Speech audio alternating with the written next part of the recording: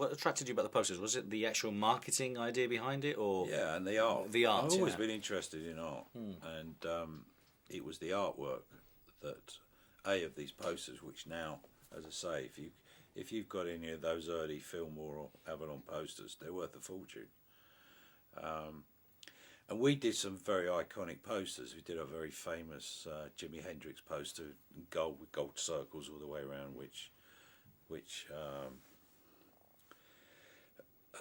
again, a collector's pieces. We did a series of 4 posters of the Beatles, which Richard Avedon, another famous photographer, did, and we did a poster that sold by the hundreds of thousands of Warren Beatty and Faye Dunaway for Bonnie and Clyde, Yeah, right.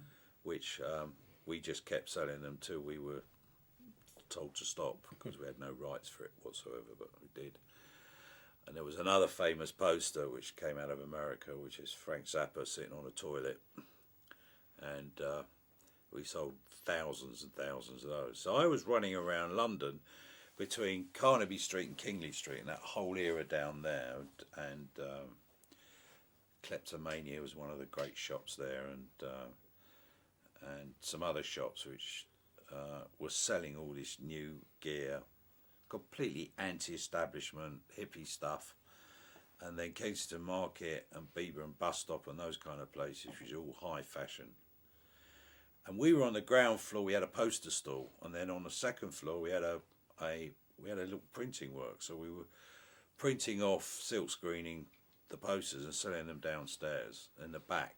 And then in the middle, which was part of the market, on the first floor, there were a group of guys. One was called Brian May, one was called Freddie Mercury, another was called Roger Taylor, and they were selling jewellery and fashion on the first floor, and at the same time trying to play a bit of music.